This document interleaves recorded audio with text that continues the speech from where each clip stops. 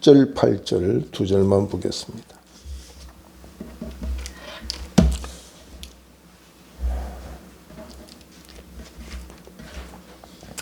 잠언 5장 7절 8절 봉독에 올립니다. 그런즉 아들들아 나에게 들으며 내 입의 말을 버리지 말고 내 길을 그에게서 멀리하라. 그의 진문에도 가까이 가지 말라. 아멘. 인종차별이 극심한 미국 땅에서 흑인이 대통령이 된다.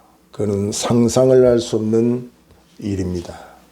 그러나 오바마라고 하는 흑인이 대통령이 된 역사적인 사건을 우리는 보았고 참으로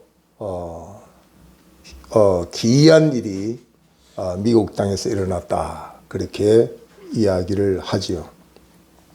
오바마에 대한 많은 이야기들이 있습니다. 그 중에 한 일화가 오바마의 어린 딸이 오바마에게 건강을 위해서 아버지 금연을 했으면 좋겠습니다 하는 이야기를 했다고 합니다.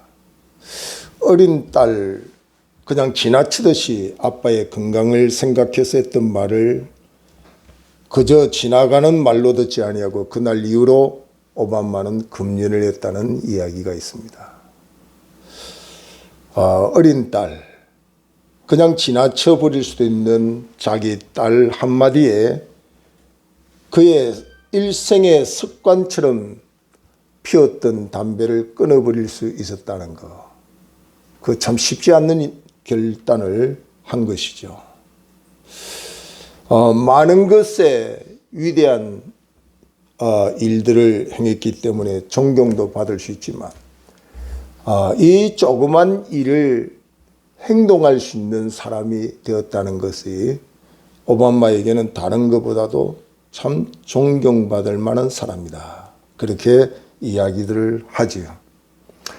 어린 딸 한마디를 귀담아 들은 아버지가 존경을 받는다면 성도가 하나님의 말씀을 귀담아 들을 줄 안다면 얼마나 위대한 사람이 될까.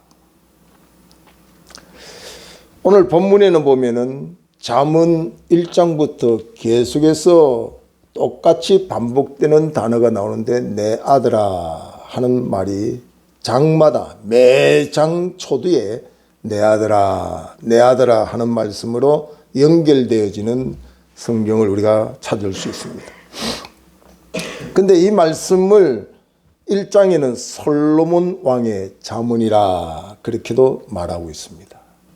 그러니까 잠언의 대다수는 솔로몬 왕이 후대에 하나님을 믿는 성도들을 자기 자녀같이 생각하고 이 말씀을 귀담아 듣고 지혜를 얻으라. 그렇게 근면한 말씀이 오늘 본문에 기록되어 있는 말씀이다. 그렇게 생각이 되어집니다.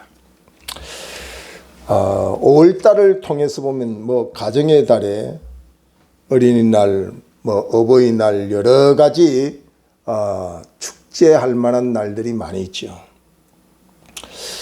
근데 저는 그 아버지를 초등학교 입학할 무렵에 정말 돌아가셨기 때문에 아버지에 대한 어떤 추억이 그렇게 많지 않습니다. 그리고 제가 아버지가 뭔 줄도 모르고 아버지가 되었어요. 그러다 보니까 아버지 역할에 대해서 참 잘 알지 못하고 지금까지 살아왔던 것 같아요. 그리고 이제는 아버지를 넘어 할아버지가 되어버렸어요. 어버이날을 생각하면서 사실은 어버이날이 아니라 어머니날이잖아요. 우리나라에서 시작된 게 어머니날이 어머니날. 그러다가 아버지가 좀 섭섭할까 봐 아버지도 끼워줘가지고 어버이날 이렇게 만드는 거예요. 그래서 그런지 이 아버지의 입장에서 어버이날 해도 뭔가 좀 내 것을 챙겨 먹는 날이 아니라 좀 키워준 듯한 마음이 해마다 들어요. 해마다.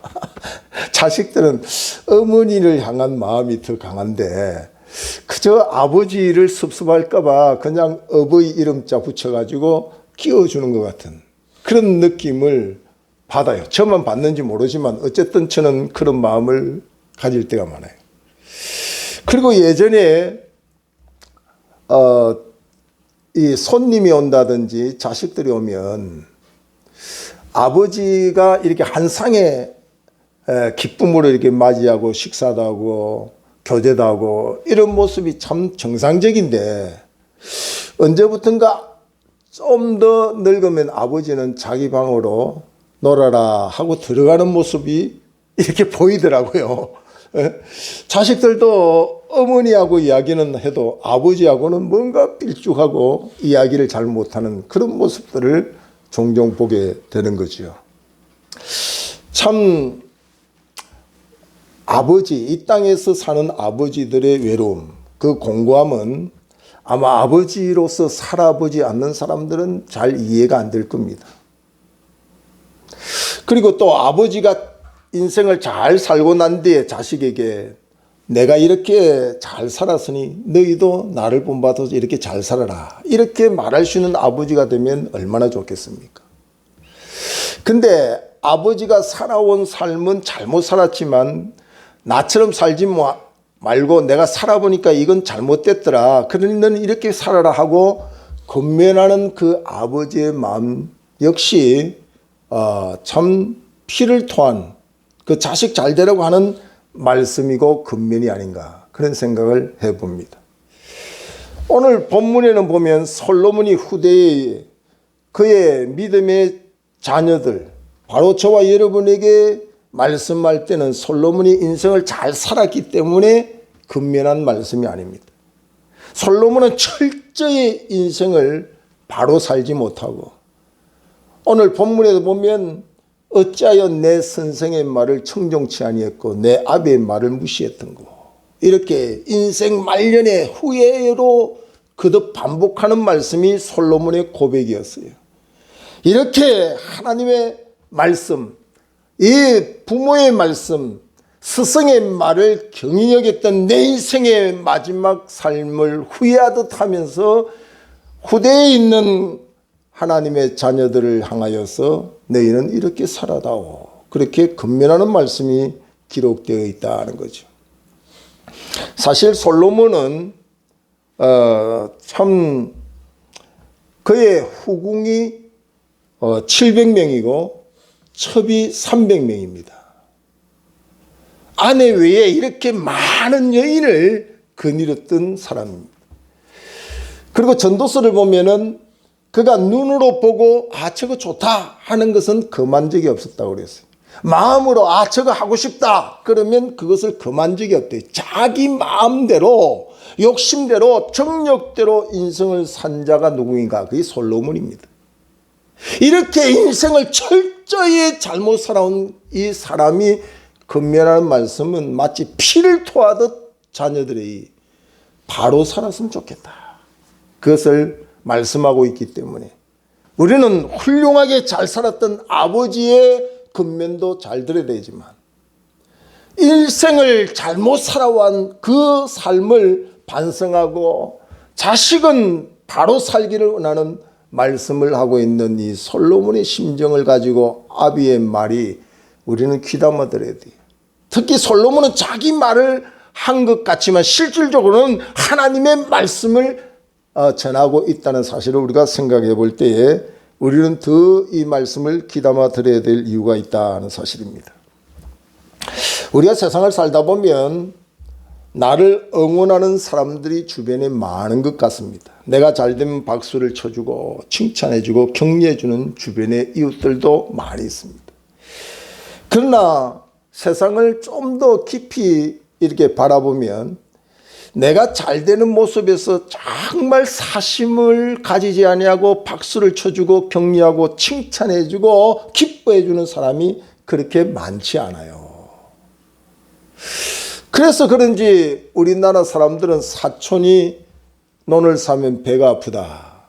남이 잘 되는 것에 대하여 그렇게 기뻐하지 못하는 모습을 많이 이야기하잖아요. 근데 자식이 잘 되는 것을 자기가 잘 되는 것보다 더 기뻐하는 이가 누군가?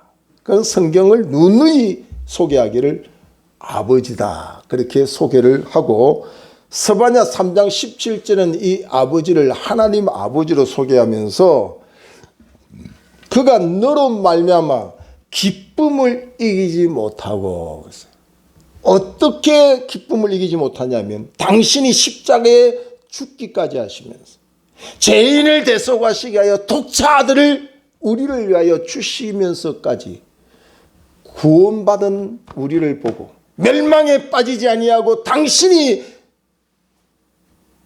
죽음을 가지고서, 당신이 죽음을 통해서 우리를 구원하시고도 기쁨을 이기지 못하였더라. 이것이 아버지의 마음이, 하늘 아버지의 마음이 바로 우리에게 전해주는 가장 뜨겁게 전해주는 말씀이 아닌가 생각되어집니다.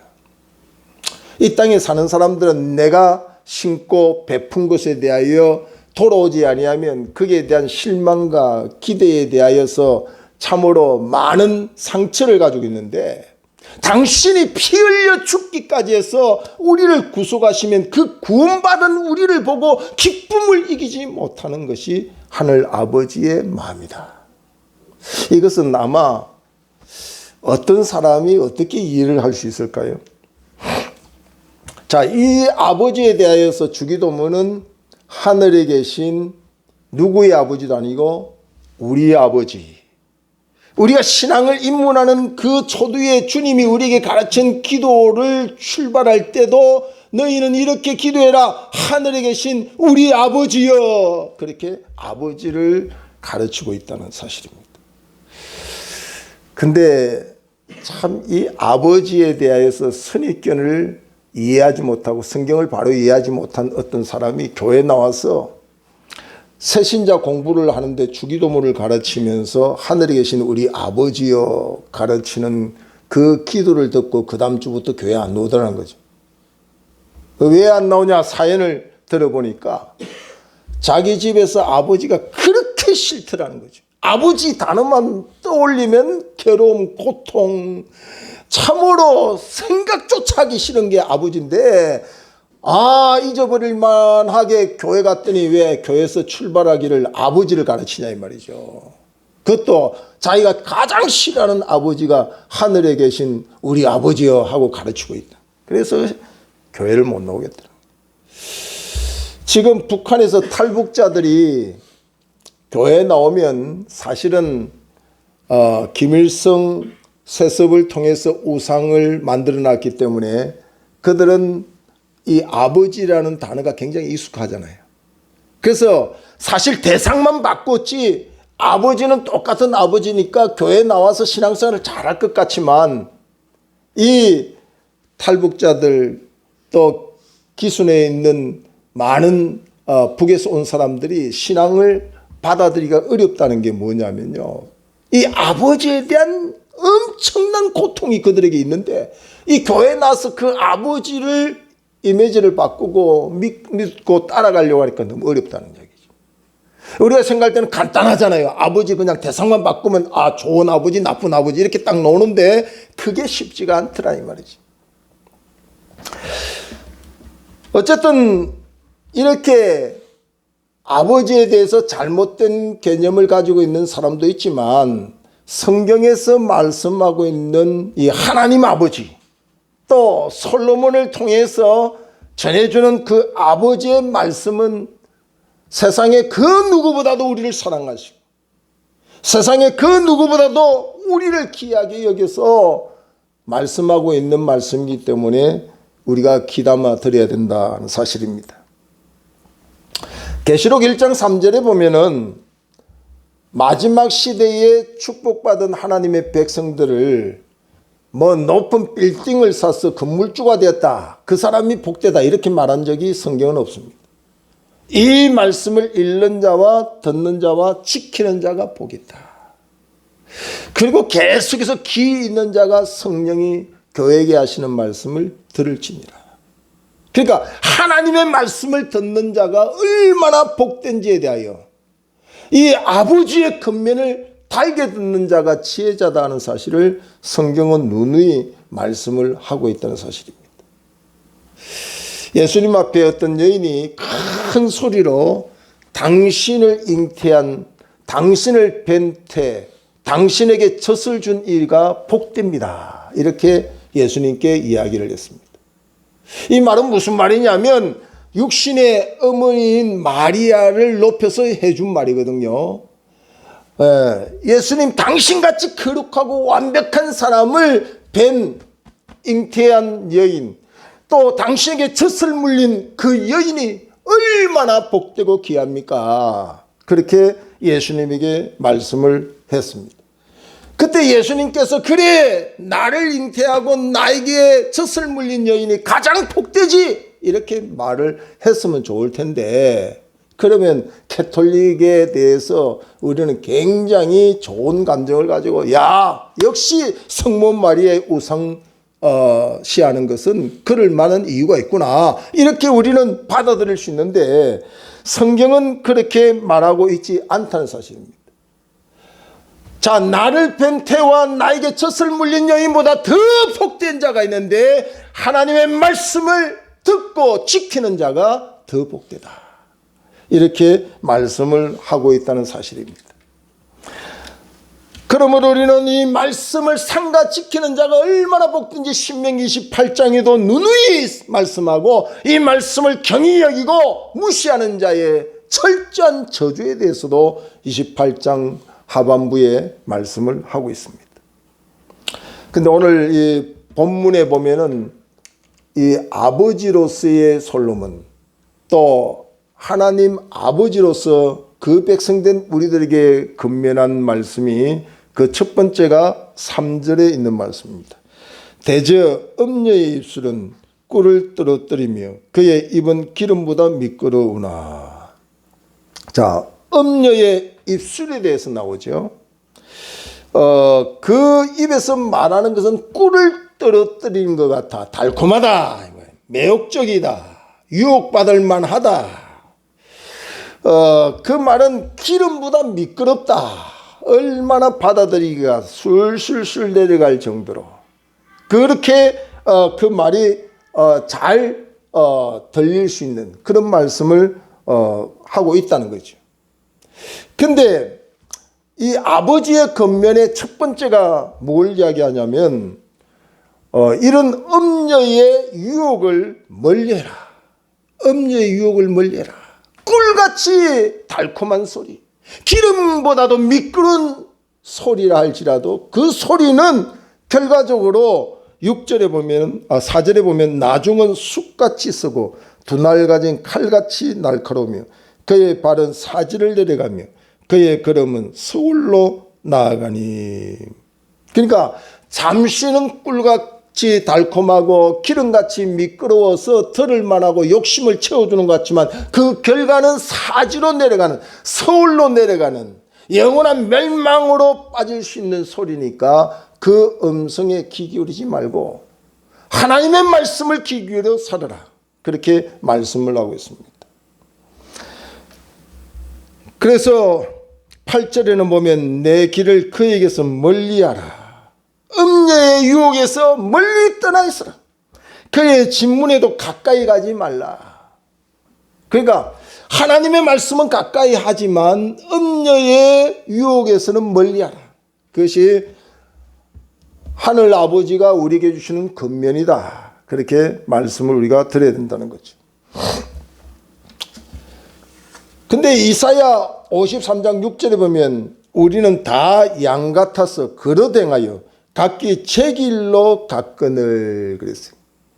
그 우리 인간의 모습은요, 하나님의 말씀을 듣고 생명길로 가기보다는 이 음녀의 달콤한 소리를 기울이다가 우리가 멸망으로 가는 그런 경우가 더 많다는 사실입니다. 그래서 우리는 가까이 할 하나님, 멀리해야 되는 이 음녀의 상태를 잘 분별하는 삶이 필요하다는 거죠.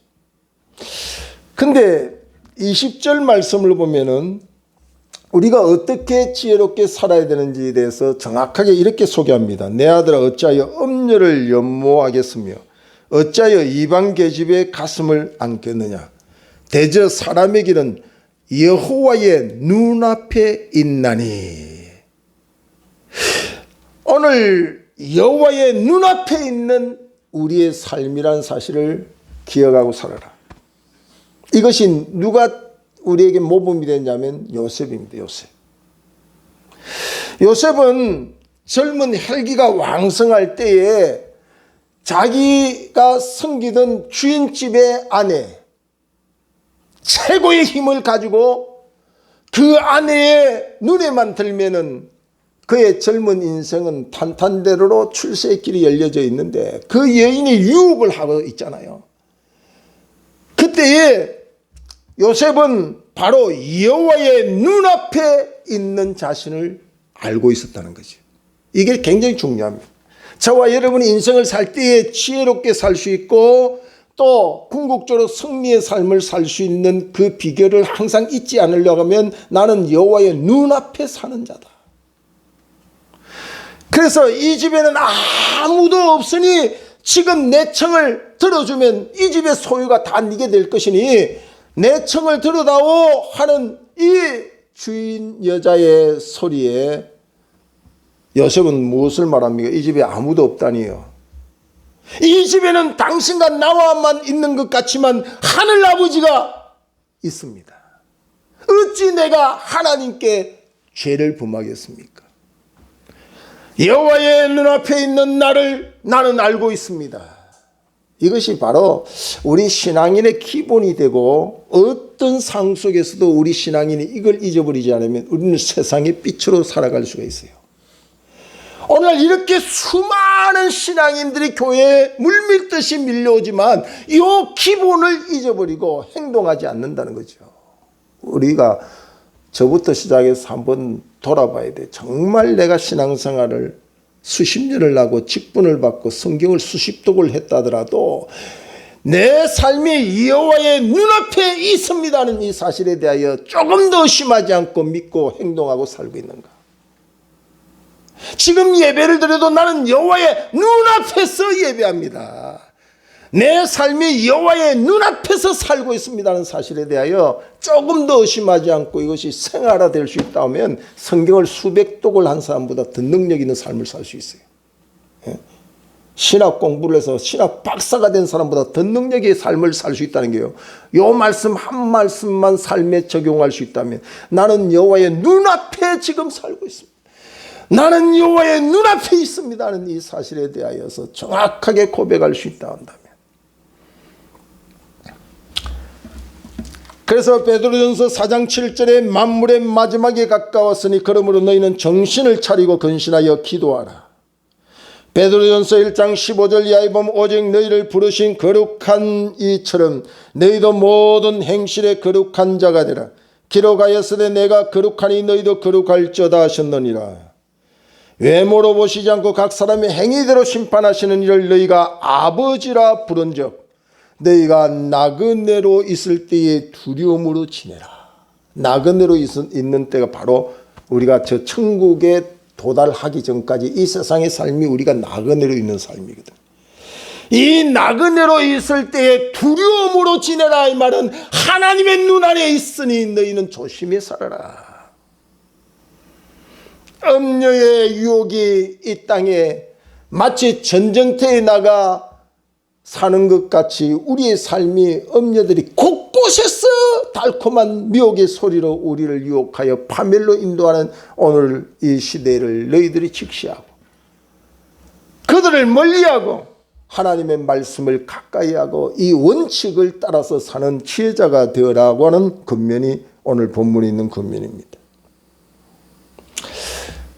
여러분, 포수가 꽁을 잡기 위해서 3마리 꽁을 향하여 총을 쐈는데 한 마리는 맞아서 그 자리에서 죽었어요. 한 마리는 맞지 않아서 그런지 멀리 도망을 갑니다. 한 마리는 맞았는데 피를 흘리고 도망을 갑니다. 이 포수의 관심이 어디에 있겠습니까? 총에 맞아 이미 죽어있는 꽁에는 관심이 없습니다. 이미 내 것이 됩니다. 죽었기 때문에. 예? 그리고 또 멀리 이미 도망가 버리고 자기 손이 미치지 못하는 그 꽁에 대한 관심 없습니다. 어디에 관심 있겠어요? 총에 맞았는데 피를 흘리고 도망을 간다고 가봤자 얼마 가지 못하는 그 꽁에 관심이 있는 거예요. 이 말은 무슨 말이냐고 하면 우리가 이 세 마리의 꽁이라고 이 나그네의 삶 속에서 우리가 생각할 때에 이미 죽은 심령은 사단이 관심이 없다 이 말이에요. 이미 내 것인데. 그리고 이미 멀리 도망간 영혼에 대해서는 관심이 없어요. 사단이 가장 관심 있는 게 뭐냐면 피를 흘리고 쩔쩔매면서 사단의 주변을 맴도는 아직 도망가지 못하고 손만 뻗치면 잡히는 그 영혼에 대하여 관심이 있는 거예요. 그래서 성경은 너희가 음녀의 유혹을 멀리하라 멀리하라 이 말이죠. 그 근처에서 놀지 말라는 거죠. 미혹을 받을 만한 환경이나 그 소리에 가까이 가지 말라는 거죠. 여러분 그 고기가 잡으려고 하면 반드시 미끼가 필요하잖아요. 미끼 없는 곳에 고기는 안 오죠. 근데 고기가 지가 좀 지혜롭다고 나는 미끼만 먹고 도망을 가야지. 그리고 그 미끼 근처를 맴돌면 미끼만 먹고 도망가는 게 아니라 미끼 때문에 걸려 잡혀 죽어요. 그걸 알아야 돼요. 안 죽으려고 하면 그 미끼를 멀리 해야 돼요. 멀리. 사단의 이 음녀의 유혹은 멀리하지 아니하면 심지어는 요셉은 도망을 가버렸어. 도망을. 그것이 벗겨지면서까지 그 자리를 자기가 감당할 수 없으니까 도망을 가버리잖아요. 도망. 나는 뭐 술집에 가도 술 절대 안 먹어. 안주만 먹지. 그럴 사람은 없어요. 사람은 환경의 지배를 받게 돼 있어요. 나는 노름을 하고 노름방에 가서도 나는 노름하지 않아. 그냥 노름방에서 구경하다가 하나씩 주는 게 뭐죠? 그거? 나는 그런 거 챙기고 절대 노름. 그거 챙겨가지고 나중에는 그거 모으고 나중에는 자기 집문서까지 해가지고 노름하는 게 노름이에요. 가까이 하면 이길 재간이 없어. 우리 인간이 완벽하지 못해요. 얼마나 연약한지 몰라요. 미혹에 대하여 얼마나 달콤한 소리에 대하여서 우리가 얼마나 약한 존재인지. 이 베드로처럼 호언장담해봤자 환경이 예수님을 부인하는 환경에 있으면 너도 나도 다 부인하게 돼 있는 게 인간이에요. 이렇게 연약해요. 그래서 음녀의 유혹을 멀리하라. 하나님의 말씀을 가까이 하고 그 말씀을 들으라. 나를 살리는 말씀인지 죽이는 말씀인지 좀 분별하고 살아라. 그래서 이 누가복음 11장 27절 28절 말씀은 여러분 가톨릭 신자들이 마리아 우상시하는 부분에 대해서 여러분이 설명할 때 좀 필요한 부분이에요. 누가복음 5장 1절 이하에도 보면은 베드로는 자기의 경험이나 지식을 앞세우기 전에 주의 말씀이 내게 임했기 때문에 그 말씀에 순종하겠다. 그래서 그물을 말씀에 의지하고 그물을 던졌어요. 밤새도록 경험에 근거해서도 안 되던 그것을 말씀에 의지했다. 물이 포도주로 변화되는 그 현장에 마리아는 하인들에게 주께서 무슨 말씀을 하시는지 그대로 해라. 그러니까 이 말씀을 가까이 하는 자와 음녀의 미혹의 말을 가까이 하는 자가 그 결과가 얼마나 판이하게 다른지 성경은 권하고 있기 때문에 오늘 하나님의 자녀된 우리들에게 인생의 지혜자가 되기 위하여 솔로몬은 피를 토하듯 우리에게 전해주는 말씀이 하나님의 말씀은 가까이 하되 음녀의 말은 멀리하라. 그 미혹에서 멀리 떠나라. 그렇게 말하고 있습니다. 순간적으로 달콤한 소리요. 순간적으로 내 욕심을 채우는 거지만 결국은 나를 완전히 죽이는데 어느 정도로 죽이는 말씀이냐 하면요. 14절에 보면 많은 무리들이 모인 중에서 큰 악에 빠지게 되었노라 하게 될까 염려하노라. 많은 무리들이 모인 중에서 음녀의 유혹을 따라갔던 내 삶이 얼마나 죄 가운데 멸망의 길로 갔는지에 대하여 공개적으로 수치를 당하는 결과를 낳을 수밖에 없다는 사실. 많은 무리들이 보는 중에서 내가 음녀를 따라간 인생의 패망에 대하여서 공개적으로 이렇게 드러내는 날이 온다 이 말이죠. 얼마나 비참합니까? 나 혼자 망신이 아니라 많은 사람이 보는 가운데서 내 인생의 잘못된 삶, 그 수치를 공개적으로 드러나는 그런 삶이 될 수가 있기 때문에 조심하라. 그것을 좀 더 구체적으로 9절에 두렵건대 내 존령이 남에게 잃어버리게 되며, 하나님의 말씀을 가까이 아니하고 음녀 유혹을 따라 살면 존령이 남에게 잃어버린다. 이 존귀하고 영광스러운 존재로 우리는 창조되었잖아요.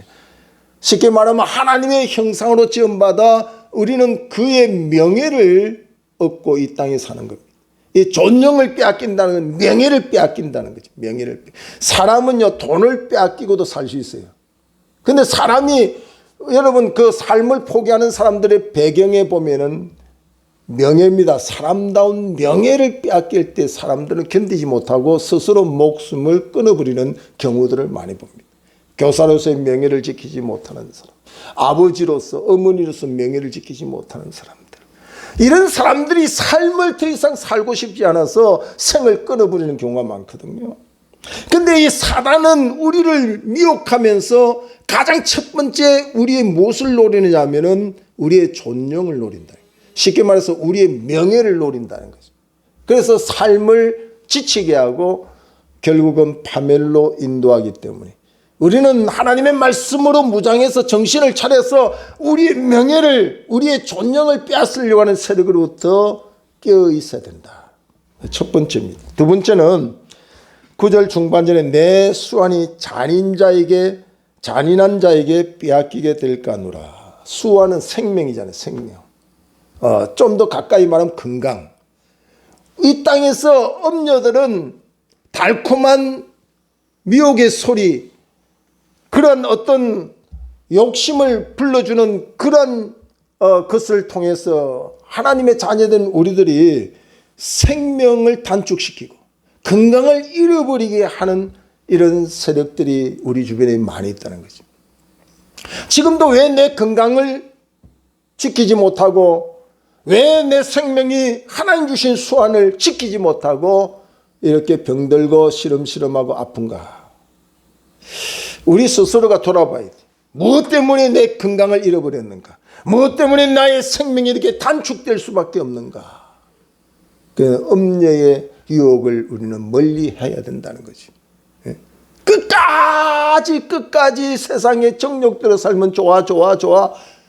그 유혹을 이기지 못하면 내 생명이 단축된단 말이에요. 내 건강이 단축돼요. 아무리 드릴라의 품이 달콤하다 할지라도 일어나야 된다고 하는 하나님의 말씀이 들리면 벌떡 일어날 줄 알아야 건강을 지키는 거예요. 그렇지 않으면 많은 무리들 앞에서 부끄러움을 당하는 삼손이 돼요. 삼손이 누굽니까? 나시린입니다. 하나님이 특별한 사랑을 받은 자, 특별한 명예를 입은 자, 특별한 건강을 가지고 나귀턱 하나 가지고서도 블레셋의 수많은 사람을 무릎을 꿇게 하는 장수 중에 이스라엘의 영웅 아닙니까? 영웅. 그런데 이렇게 음녀의 유혹을 이기지 못하고 드릴라의 무릎팍에서 잠들고 있는 삼손의 머리는 깎여버리고 많은 사람이 보는 가운데 수치를 당하며 두 눈이 빠지고 맷돌을 가는 인생의 처참한 모습에 그 삼손을 보면서 우리는 무엇을 생각합니까? 지금도 일어나야 될 자리를 일어나지 못하고 주저앉아서 내 영혼아 먹고 마시고 즐기자, 야 이렇게 편안할 수가 있을까? 이렇게 내 마음에 기쁨이 넘친가? 착각하는 이들은 속히 이 말씀을 기억해. 내 생명을 빼앗을 자, 네 건강을 빼앗을 자가 네 주변에 많이 있다는 사실을 기억하고 음녀의 유혹을 이기고 하나님의 말씀을 가까이 하라고 하는 권면을 들을 수 있기를 주의 이름으로 축원합니다. 우리가 세 번째 하나님의 겉면의 말씀이 나오는데 10절에 두렵건대 타인이 내 재물로 충족하게 되며 내 수고한 것이 외인의 집에 있게 될까 하노라. 이 10절 말씀은 저는 목회를 하면서 수많은 사람들에게 이런 이야기를 들었어요. 목사님, 내 돈 못 받아가지고요. 막 수억이 지금 그냥 남의 집에 있다고. 그거 좀 받도록 기도 좀 해주세요. 그거 받으면 건축원금 낼게요. 나 그렇게 그거 받아가 건축원금 낸다는 사람들 한 명도 건축원금 내는 거 못 봤어요. 예? 그 모를 때는 그럴 수 있어요. 모를 때. 하나님의 말씀을 바로 새기고 듣지 못할 때까지는 그럴 수 있어요. 여러분, 수입을 자랑하지 마세요. 1,000만 원이 수입이 돼도 2천만 원이 지출이 되면 그거 잘 사는 게 아니에요. 그러니까 수입과 지출, 그거에 다 보장을 받아야 그게 복받은 자예요. 100만 원을 수입을 받아도 내가 지출이 50만 원이면 50만 원 남지만 1,000만 원이 수입이 돼도 2천만 원 지출이면 그거 손해예요. 1,000만 원씩. 그러니까 이 재물에 대해서도 하나님의 말씀을 가까이 하고 순종하면 보장을 받는다. 근데 내가 수고한 것이 우리 집에 있어야 되는데 그 재물이 다른 집에 가 있어. 다른 집. 다른 사람이 내 물질 가지고 참 좋다 이렇게 누리고 산다 이 말이에요. 이게 얼마나 비참해요. 이런 사람들이 그 순간은 음녀의 말처럼 달콤하지만 11절에 두렵건대 마지막에 이르는 내 몸 내 육체가 쇠약할 때에 내가 한탄하여 말하기를 내가 어찌하여 훈계를 싫어하며 내 마음이 꾸지람을 가벼이 여기고 내 선생의 목소리를 청종하지 아니하며 나를 가르치는 이에게 귀를 기울이지 아니하였던고. 잠시 후에 내 모습을 생각하지 않고 행동하는 사람들. 한 그릇 식물로 배를 채울 줄은 알지만 그 후에 이 망령되고 어리석은 자라고 하는 심판받을 소리를 듣지 못하는 에스 같은 사람. 차라리 너는 나지 않았다면 태어나지 않은 것이 더 좋을 뻔했다고 하는 인생 철저히 비참한 말로를 들을 수밖에 없는 유다 같은 사람들. 오늘 우리는 정신을 차려서 아버지께서 자식에게 피를 토하듯 비록 인생을 잘 살지는 못했지만 인생의 삶이 이렇게 사는 게 아니라고 깨달은 솔로몬이 자식같이 대우하며 우리에게 말씀해 주시는 이 말씀. 하나님의 말씀은 가까이 하되 음녀의 미혹의 소리는 멀리할 줄 아는 지혜자가 되어서 지금도 에덴 동산을 이 음녀의 유혹을 통해서 파멸시켰던 이 사단의 세력이 욥을 파멸시키기 위하여 미혹하고 또 우리의 가정과 우리 교회와 우리 자녀를 미혹해서 무너뜨리려고 하는 시대에 깨어 근신하여 우리는 하나님의 아버지의 음성을 듣고 승리하는 간증이 다 되어지기를 주의 이름으로 축원합니다. 기도하겠습니다. 하나님께 감사와 영광을 올려드립니다. 주신 말씀 통하여